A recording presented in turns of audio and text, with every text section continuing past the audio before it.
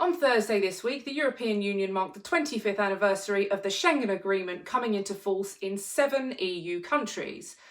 Border controls were abolished, allowing for the free movement of people.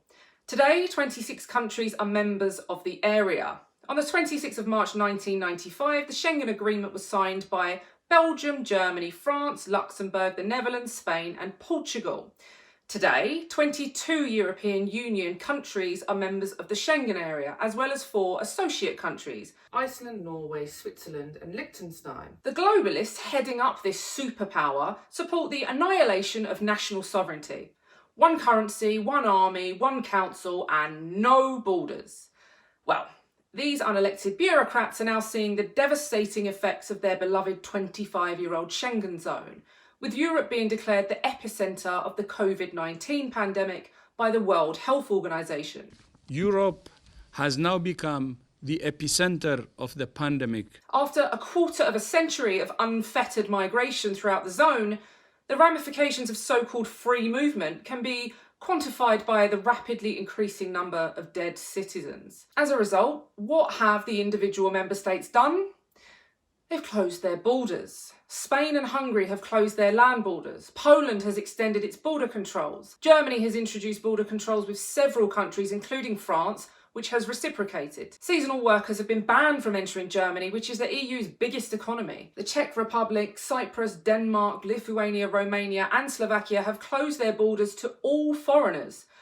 Austria has closed its land border with Italy and Switzerland. Globalists do not care about nations or people. They care about one thing and one thing only, and that's power. The fact is, borders save lives. That so many European citizens should have to lose their lives to demonstrate this is scandalous.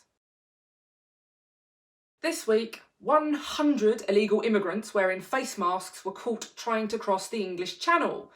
Border Force officers detained and tested around 84 migrants for coronavirus after intercepting their boats off the Kent coast. This is at a time when our NHS staff are desperately waiting to be tested so that they can work tirelessly to save other people's lives. So whilst the public were outside their houses clapping and cheering for these frontline workers this week, valuable British resources were being wasted on boatloads of invaders who have absolutely no right to anything in our country, let alone the right to be here. Around 5 boats of intruders, many wearing face masks, were intercepted in the Channel, despite the UK being on a coronavirus lockdown. This latest horde of criminals can be added to the running total of 388 who have already been detained so far this year. Who knows how many have slipped the net and made it past our border force, ready to drain our country of its much needed resources and potentially carrying a deadly disease that originated far away from British shores. The current climate has been likened to wartime, with police enforcing lockdown regulations on the streets and the army on standby. So our borders should be treated in the same manner.